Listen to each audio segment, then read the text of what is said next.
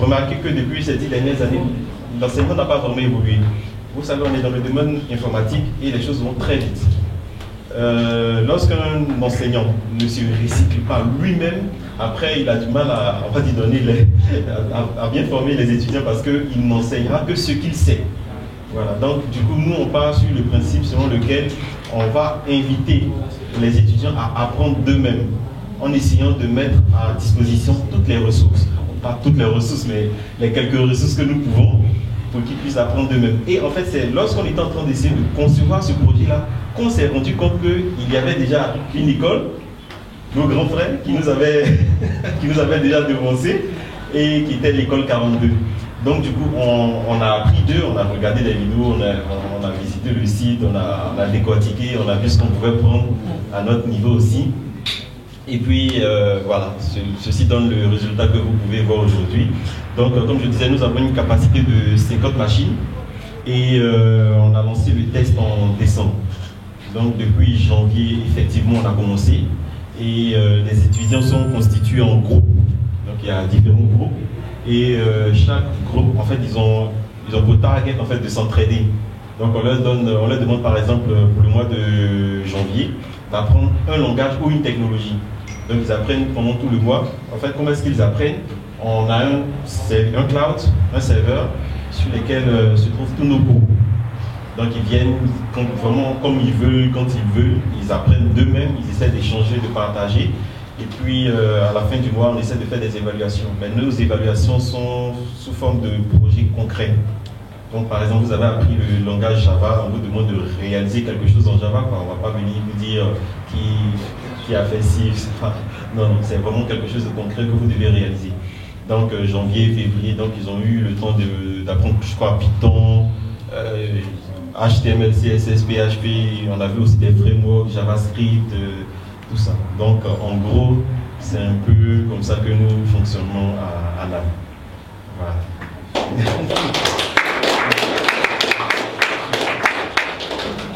Bonsoir. En tout cas, vraiment merci beaucoup pour votre invitation et puis le fait de nous mettre en relation avec les jeunes. Vous savez, quand je vous vois, je dis c'est l'avenir de l'Afrique. Et vous devez savoir que vous devez avoir le niveau international et je crois que l'expérience que vous faites ici est tout à fait utile. Moi, je suis Alain Kapouchissi, je suis docteur en sciences de l'information et de la communication. Donc j'ai fait un doctorat en informatique et un PhD du moins en technologie et de la communication dans l'éducation. Après cela, donc, je suis allé au CAMES, donc je suis maître assistant en génie informatique. Donc je siège actuellement en tant que président du réseau d'installation donc de l'enseignement supérieur de l'espace CAMES. Et demain, on aura une conférence justement avec le ministère de l'enseignement supérieur où on parle de la formation mais aussi de l'insertion des jeunes. Et donc Nicolas est venu dans le cadre d'un programme global qu'on a, mais c'est aussi utile donc d'échanger avec les jeunes et de leur dire qu'effectivement aujourd'hui, la formation, l'enseignement en général, on s'interroge sur l'avenir, le devenir des étudiants, hein, de ce qu'ils deviennent après les avoir été formés. Et comme il a dit, le modèle transmissif où on met un professeur et puis on dit, lui il va transmettre le savoir, ce savoir-là aujourd'hui ne se transmet pas en réalité. En réalité, c'est ce que vous devez faire parce que ce que vous faites actuellement, c'est le socio-constructivisme. C'est qu'on ne transmet pas son savoir, mais on va se construire en fait son savoir. Cela veut dire quoi? Cela veut dire que c'est un modèle où vous apprenez hein, les uns des autres, où vous allez avoir d'autres sources en dehors de l'enseignant, okay, pour pouvoir conduire et auto-construire en fait ce savoir-là. Et vous devez savoir que vous êtes vraiment dans la bonne direction. Et c'est très proche aujourd'hui des pédagogies interactives, puisque l'apprenant doit être au cœur de sa formation. Hein, c'est lui qui, en réalité, compte tenu de ses blocages, compte tenu de ce qu'il a envie de faire, de ses objectifs, va construire en fait, ou bien auto-construire ce savoir-là. Et c'est très proche en fait de comment nous apprenons naturellement. Naturellement, nous n'apprenons pas parce que quelqu'un nous a mis là et qui nous a appris quelque chose, mais naturellement, compte tenu de nos blocages, nous allons, voir comment nous pouvons contourner et comme ça nous apprenons de nos erreurs, etc. Alors moi j'ai écrit un ouvrage qu'on appelle Quelle université pour quelle Afrique où on pose véritablement donc, le problème de la formation aujourd'hui et de l'actualisation de ces programmes qui changent tous les jours avec l'informatique, etc. Donc Nicolas a fait ce pas-là. Et le modèle de l'école 42 est un modèle intéressant qui doit être partagé. Et en Afrique, où nous avons aujourd'hui des problématiques d'insertion des jeunes, de chômage, vous savez aujourd'hui que 90% des jeunes qui sortent en fait du système en fait se retrouvent au chômage. Alors qu'il y a de la demande, il y a de l'offre. Normalement, il y a des gens, l'Afrique doit être capable d'exploiter ses compétences, mais on n'arrive pas à le faire. Donc, Nicolas, voilà donc une expérience que tu commences à faire. Merci aussi de cette disponibilité parce qu'il est venu pour la première fois en Afrique francophone. En tout cas, ici, il est très intéressé de voir ce que les jeunes pensent déjà, mais ce que les jeunes feront demain pour cette Afrique-là qui gagne, de l'amour qu'il a pour l'Afrique. Puisqu'il est né d'abord au Tchad. Il est né. Vous allez l'applaudir d'abord pour ça parce qu'il est africain, quoi. Bon, si on n'avait pas parlé de nationalité, je serais né au Tchad. Merci. Écoute, moi je vais reprendre. Enfin, je suis très en phase avec ce discours. Peut-être en rajouter un petit peu plus.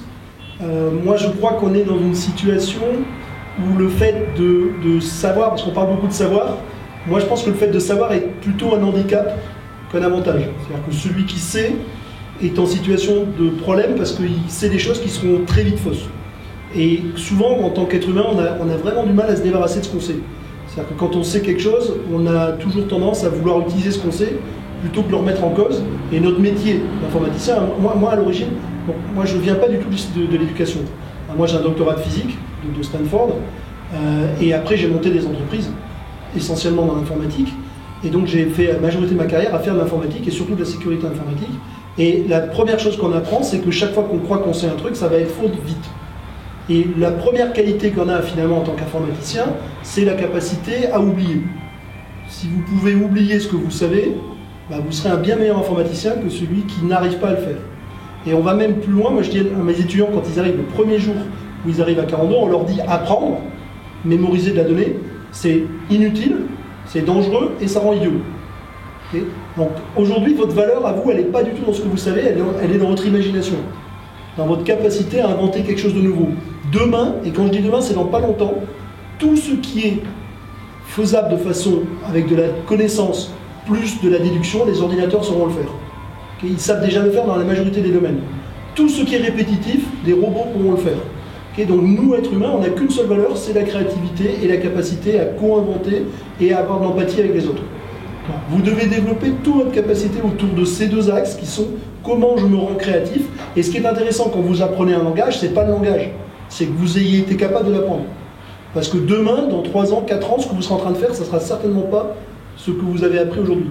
Parce que vous pouvez être sûr d'une chose, il n'y a qu'une chose qu'on est sûr en informatique, c'est que tout sera obsolète très vite. Okay, donc c'est votre vrai travail, c'est quand vous apprenez un truc aujourd'hui, vous ne démontrez pas votre capacité à le connaître, vous démontrez votre capacité à l'avoir trouvé. Ce qui est très différent quand vous avez un prof. Le prof, en fin de compte, lui, vous donne la solution. Si vous dépendez de lui, demain, quand il n'est pas là, vous ne pouvez plus rien faire. Vous voyez, on est dans un métier bizarre. Ce n'est pas tous les métiers qui sont comme ça. Quand on est chirurgien, ça va rester pendant... Même si ça évolue, heureusement. Mais tu as quand même un savoir-faire que tu as et qui lui, va durer longtemps. Notre métier, tout est remis en cause. Et alors, tous les combien, on ne sait pas. Mais ça, en plus, ça accélère. C'est-à-dire, quand moi, j'étais jeune, quand tu apprenais un langage, ça durait 10 ans. 15 ans, tu étais tranquille, quoi. Okay. Maintenant, c'est 2-3 ans. Et les frameworks, c'est quelques mois maintenant. Des fois, en un an, c'est obsolète. Donc, il faut vraiment, votre première capacité, c'est cette agilité. La deuxième, qui est très très importante, c'est votre capacité à collaborer avec les autres. Donc, il faut que vous appreniez à travailler avec les gens et non pas à partager le travail. Ça veut dire que c'est pas collaborer, ça veut pas dire on est 4 et on divise le travail en 4. C'est à chacun entre nous, on remet en cause le travail de l'autre pour avoir des idées qu'on n'aurait pas eues. C'est la discussion avec l'autre qui fait qu'on a des idées nouvelles. Okay, moi, je dis toujours aux étudiants, ce qui est important quand on travaille avec quelqu'un, c'est l'altérité.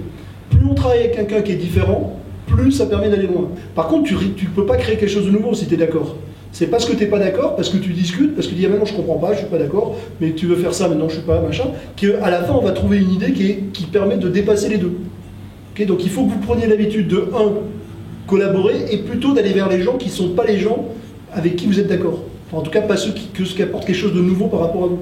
Parce qu'autrement, vous êtes beaucoup plus stérile. Enfin, ça, c'est les deux grandes idées qu'on a à 42 aujourd'hui. Après, on travaille beaucoup le côté peer-to-peer, et vous le faites déjà, donc en fait, c'est-à-dire qu'on apprend en se confrontant aux autres. On va aussi avoir une notion de gamification, c'est-à-dire qu'on pense que, si vous voulez, la partie créative qu'on a en nous, elle se développe essentiellement dans l'environnement ludique. Okay, en fin de compte, en tant qu'être humain, on a deux gros moteurs. On en a un, c'est la peur, c'est-à-dire qu'on a peur de mourir, hein. On a peur, on n'a pas envie d'avoir mal, etc. Okay, et la plupart du système éducatif qu'on a classique est basé sur cette peur. On te dit en gros, si tu ne travailles pas, tu vas avoir une mauvaise note, si tu as une mauvaise note, tu vas redoubler, si tu redoubles, tu n'auras pas ton bac, si tu n'as pas ton bac, tu n'auras pas de travail, si tu n'as pas de travail, tu vas mourir de faim, et ton cerveau il dit bon là j'ai pas envie de mourir de faim, donc je fais ce qu'on me dit. Ça marche bien pour discipliner, organiser les gens, on forme des très bons militaires, tout ça, ça marche très bien. Sauf qu'on s'est aperçu que ce même processus empêchait la créativité, c'est-à-dire que plus tu as peur, plus tu es stressé, moins ton cerveau, à la partie le cortex préfrontal est disponible. Donc quand tu as très peur, tu ne peux plus avoir d'idées. Okay, le seul moyen d'amener les gens à avoir des nouvelles idées, c'est de les amener dans la zone de plaisir. La deuxième motivation qu'on a, c'est qu'on a envie d'avoir du plaisir, on a envie d'être dans la joie, dans le champ. Et donc il faut que le système éducatif doit basculer dans cette zone de plaisir s'il veut créer des gens créatifs. Okay, or aujourd'hui, ce système, non seulement il ne développe pas les gens créatifs, mais il réduit cette créativité puisqu'il vous amène dans une zone de stress. Vous savez bien, si vous avez fait des études, que c'est stressant, c'est pas un truc où on est content d'aller. Il y a quand même très peu de gens qui sont contents d'aller à l'école. Okay, ils s'ennuient, on les engueule, enfin, ils ne comprennent pas à quoi ça sert, et du coup ça crée du stress, et ce stress, il est contre-productif dans l'idée de la créativité. Donc il faut restaurer ce côté ludique. Ça veut dire que la première chose que doit faire une école, c'est de faire en sorte que les élèves, quand ils rentrent dans l'école, ils aient le sourire. S'ils ne sont pas contents d'être là, ça ne sert à rien, il vaut mieux les laisser rentrer chez eux, venir moins, trouver... Enfin, tant qu'il n'y a pas de sourire, il ne peut pas y avoir de créativité. Et ça, maintenant, pendant très longtemps, on l'a cru, enfin, on le pensait, maintenant on le sait. C'est-à-dire qu'il y a avec l'imagerie cérébrale, on voit très clairement que dans le cerveau, physiquement, quand notre cerveau est stressé, toute la partie qui est liée à la créativité n'est plus irriguée, et donc on sait que ça ne marche plus. Okay, et d'ailleurs, je ne sais pas si vous avez déjà entendu parler de stress test ou de choses comme ça, où on stresse vraiment les gens. Okay, donc quand on fait ça avec l'armée, etc., et bien là, vous voyez que les gens sont totalement impossibles de réfléchir. C'est-à-dire qu'ils sont hébétés, ils ne bougent plus. Okay, si on vous fait très peur, vous verrez que vous êtes en situation de catatonie, vous ne bougez plus. Okay, donc, voilà. Donc si on veut ramener ça, donc, il faut rajouter dans ce domaine. Et je pense que pour vous, là, dans ce que vous êtes en train de faire, vous devez toujours réfléchir à vos émotions. C'est-à-dire que, est-ce que là, je suis en train de prendre du plaisir à ce que je fais? Ou est-ce que c'est une contrainte? Si c'est une contrainte, il faut arrêter, revenir plus tard, parce que notre état émotionnel, il change. C'est pas parce qu'on n'aime pas quelque chose là maintenant que dans une heure, on l'aimera pas, ou demain, on l'aimera pas. On a peut-être un problème à la maison, on a peut-être un problème. Mais si vous vous forcez à bosser, contrairement à ce que vous dites, ce que vous avez l'impression, vous ne bossez pas. Vous êtes en train de faire, vous faites du mal, vous associez émotivement ce type de travail à un truc négatif qui fait que vous ne serez plus capable, si vous le répétez trop, vous ne serez plus capable de revenir dans la zone de plaisir et d'être créatif. Alors vous allez peut-être apprendre ce qu'on vous demande, mais vous ne l'aurez pas relié à votre côté émotif positif, ce qui fait que la fois d'après que vous aurez besoin de créer quelque chose, vous n'y arriverez pas. Okay, or, notre système éducatif fait exactement ça de façon contrainte, pour des bonnes raisons, hein, parce qu'il faut savoir que notre système éducatif, qui a été développé en Occident à l'origine, essentiellement pour former des militaires et des curés. Ce système qu'on utilise aujourd'hui pour former les gens, il n'est pas si vieux que ça, hein, il a 300 ans. Avant 300 ans, on ne formait pas les gens comme ça, on formait ça avec des précepteurs et on mélangeait toutes les matières. Donc c'est quelque chose qui a été récemment mis en place et il a été massifié au moment de la révolution industrielle, mais il n'est pas fait du tout pour faire des gens intelligents, il est fait pour faire des gens disciplinés. Il a été fait pour ça, il a été dessiné pour ça. Donc c'est pas une erreur qui ne marche pas. Okay, c'est une erreur, enfin il marche très bien pour faire des gens disciplinés, pour aller travailler dans les usines, ramasser du coton, faire ce qu'on veut, mais pour faire des gens créatifs et qui inventent des trucs, il n'est pas du tout fait pour ça. Et il marche bien. Il fabrique des séries de gens qui sont, si je vais très loin, qui sont, on va dire, disciplinés, quoi. C'est le beau gentil. Okay, c'est la version gentille truc. Mais c'est vrai que le problème, c'est que l'économie mondiale est en train de changer. Voilà. Pendant longtemps, on avait besoin d'une population disciplinée pour travailler dans des usines. Maintenant, on a besoin de gens innovants pour inventer des nouveaux produits parce qu'on a des robots pour travailler dans les usines. Et on commence à l'avoir à grande échelle. Et en plus, ça va pas. Beaucoup de gens pensent que ça va pas aller, que c'est pour dans longtemps, c'est pour dans vraiment pas longtemps. Moi, j'étais à Séoul, je vois il y a des usines aujourd'hui, il n'y a pas d'être humain du tout. Et ça sera de plus en plus le cas. J'étais l'autre jour dans le sud de Paris, il y a un grand entrepôt de Carrefour. Okay, ils ont un entrepôt qui fait, je ne sais plus combien, dans les 100 000 mètres carrés. Il n'y a pas d'être humain, c'est que des machines qui rangent les objets dedans. Et ça marche super bien. Donc ça, c'est dans pas longtemps. Parce que ça coûte moins cher, parce que ça fait moins d'erreurs, parce que plein de choses. Et donc nous, les êtres humains, il faut qu'on trouve autre chose à faire. Parce que si on ne sait faire que quelque chose que peut faire un robot, ça coûte pas cher, hein, ça mange pas. Donc si vous voulez vivre la vie d'un robot, c'est pas cool. Et il y a un dernier point que je pense qui est très important, c'est la notion d'autonomie. C'est la notion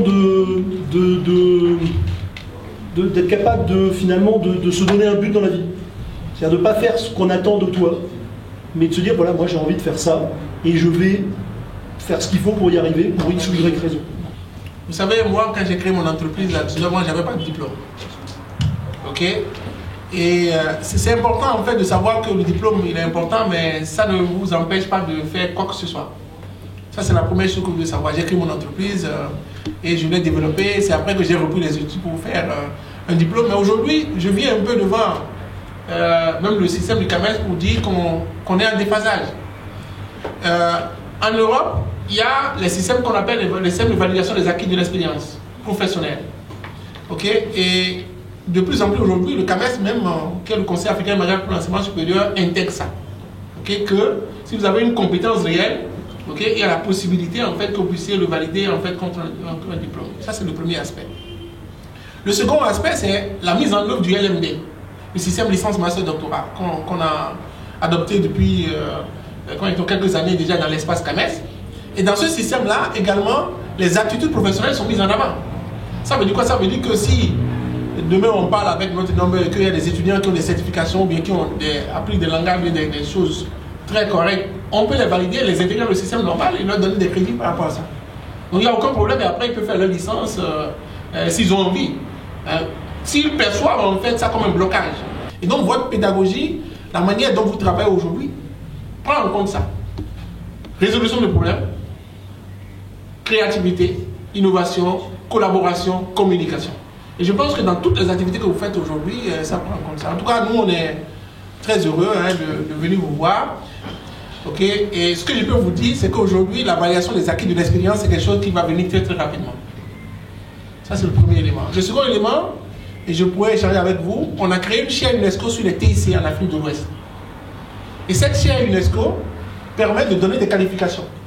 Donc, ça veut dire quoi? Ça veut dire que c'est des certificats. Okay, qui ont valeur de diplôme pour quand ils sont universitaires, rattachés à l'Université de Bordeaux et donc qui marchent bien. Donc ça c'est une possibilité.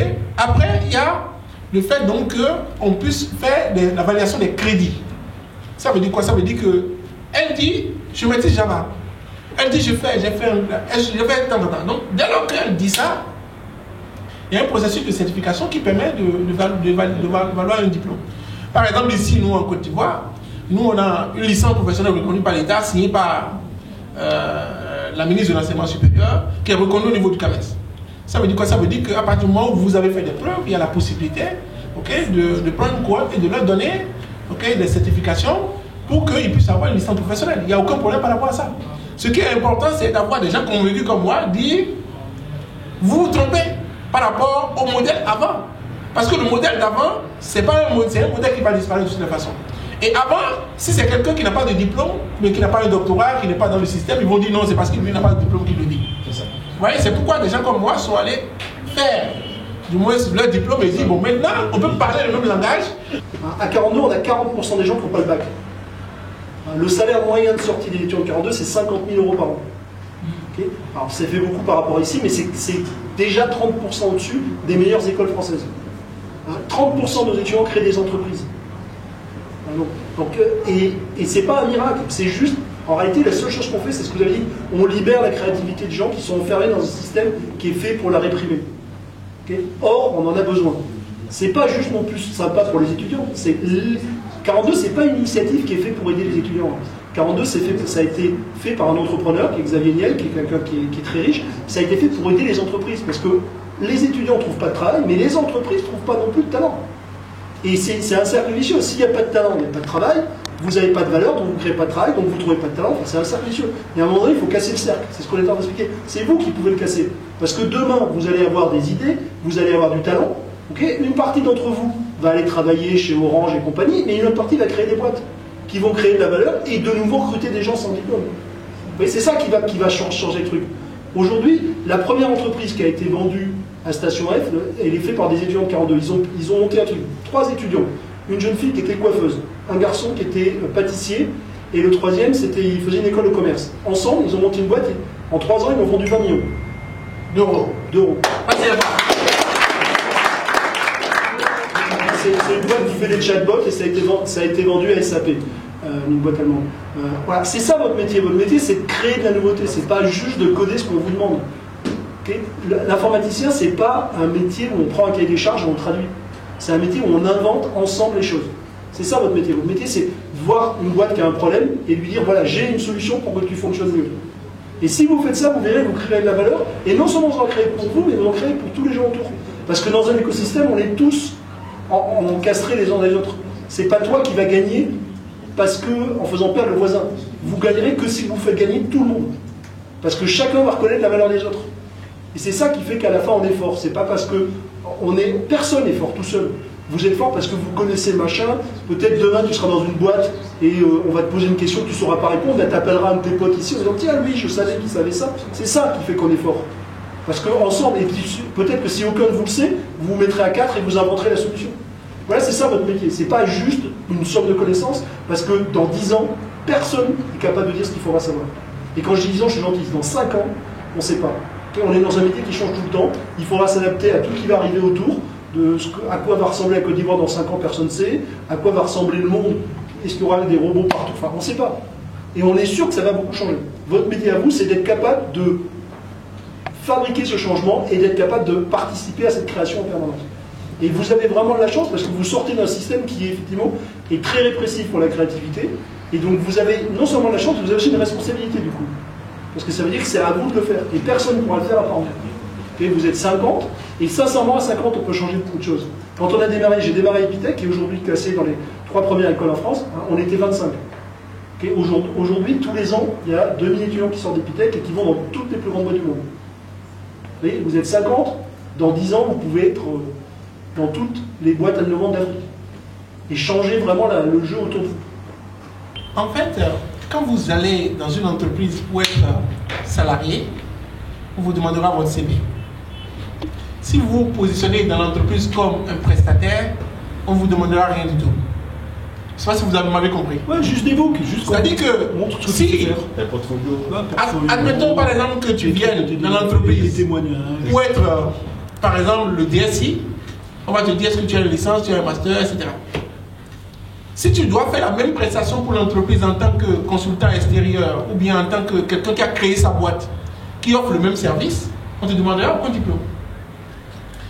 Mais, comme je le disais à Nicolas depuis un moment, chez nous ici c'est quelque chose qui est très très ancré, c'est-à-dire la question du diplôme. Et c'est pourquoi il faut y travailler. Il faut y travailler en discutant avec les autorités, en discutant avec le ministère, et tout le monde aujourd'hui est dans cet esprit-là, dans cet état d'esprit. Les certificats existent, un système qui permet en fait que les gens qui sont dans le système non formel viennent dans le système. Mais ça, c'est le travail. Voilà, c'est le travail que vous faites. Votre travail, c'est de montrer que vous avez de la valeur. Ça, c'est et après, normalement, l'État doit faire la jonction entre les deux. Parce que c'est délirant que les diplômes ne montrent pas de la valeur. C'est une perversion du système. Donc effectivement, un diplôme devrait démontrer la capacité. Mais ce n'est pas le cas aujourd'hui. Donc ce qui prime, c'est qu'on ne peut pas laisser un système mourir parce qu'on s'est trompé sur une adéquation. Donc à un moment donné, il faut qu'il y ait des gens qui prennent les choses en main, disent moi je sais faire des trucs, qu'ils les fassent, que ça crée de la valeur, parce qu'autrement l'ensemble de la chaîne perd. Toi, après tu arrives à un truc où les gens ils se disent je peux pas faire ça ici parce que personne ne sait faire. Si je prends des... En plus le mec il se dit j'ai pris les docteurs, c'est les meilleurs, ils savent pas faire. Donc forcément il n'y a personne. Toi tu as un moment où tout est perverti. Le fonctionnement ici c'est que eux-mêmes ils apprennent, ça c'est la première chose, mais en plus eux-mêmes ils s'évaluent. Voilà, parce que ils peuvent témoigner chaque fin de mois, c'est-à-dire les derniers samedis de chaque mois, on fait cette grosse évaluation-là. Donc oui, ils sont emmenés à concevoir quelque chose, à programmer. Mais ce qu'ils programment, c'est eux qui le proposent. C'est-à-dire que peut-être le samedi d'avant, ils m'envoient un mail, on me dit monsieur nous, on voudrait, voilà, ils sont constitués en groupe, on voudrait qu'on puisse travailler la semaine prochaine sur tel projet, sur telle application. Donc ici, on ne leur impose rien du tout. C'est eux, en fonction de ce qu'ils ont bossé pendant tout le mois, ils se disent ah on doit être capable, parce qu'on a appris Java, on a appris Angular, tout ça, on doit être capable de concevoir une application qui permet par exemple de faire le recensement d'une population.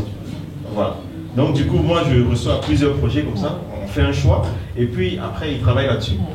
Au niveau même des quiz, parce que souvent on fait des quiz, c'est eux-mêmes en fait qui, en fonction de ce qu'ils ont bossé, proposent des quiz.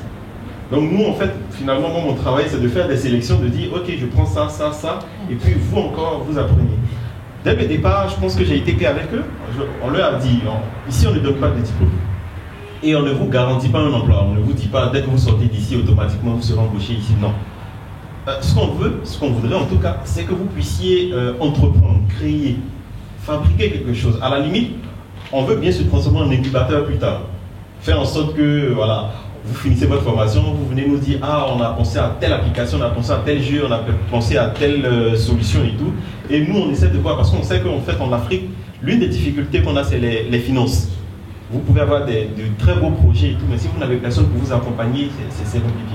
Donc après, nous, on se propose, en fonction du projet qu'ils auront, de les accompagner, dans la mesure de nos moyens, de les accompagner et puis de faire ça comme ça. Donc je suis totalement d'accord avec ce que vous dites, et je pense que c'est un peu ça qu'on a déjà commencé à NAL et qu'on espère poursuivre.